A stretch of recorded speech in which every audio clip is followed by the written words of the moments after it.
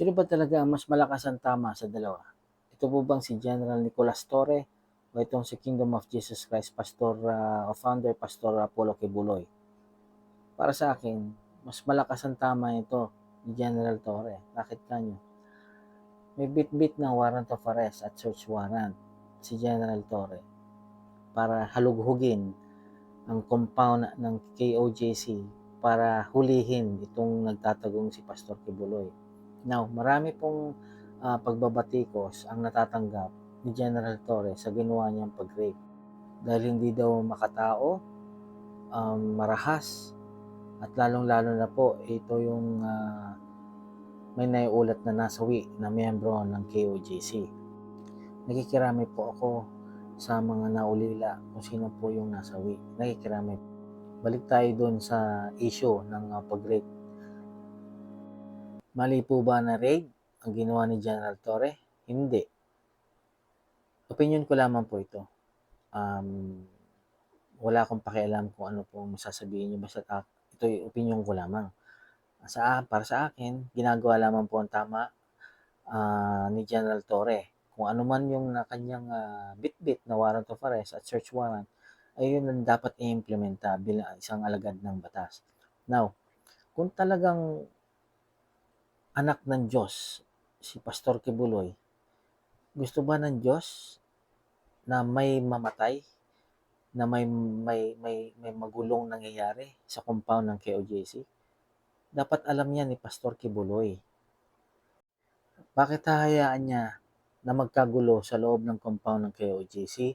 Bakit hahayaan niya na dumanak ang dugo sa compound?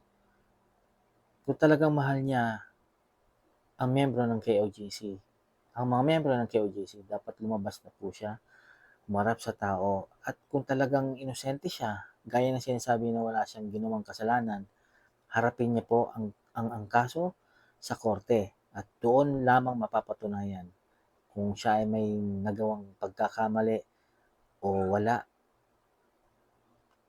Simple lamang po, humarap po siya sa korte, humarap po siya sa taong bayan para malinis ang kanyang pangalan. Doon naman po sa mga miyembro ng KOJC, pasalamat po tayo dahil hindi po ginagawa, wala pong ginagawang karahasan ng pulisya na may masaktan sa kanila, na arestuhin. Sa totoo lamang po, meron ng kaso yung mga miyembro ng KOJC sa ginagawa nilang pagpigil sa mga pulis na nais makuha itong si Pastor Kibuloy. Obstruction of justice ang tawag doon.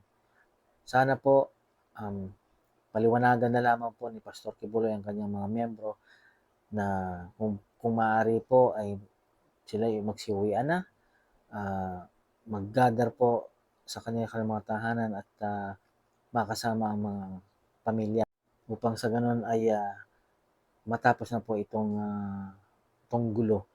Wala naman pong gulo kung hindi po humaharang at kung nagpipigil ang mga miyembro ng KOJC na ipatupad ng kanilang batas. So, General Torre, kudos to you, sir. Sana po ay maging maayos po ang paghuhuli kay Pastor Kibuloy.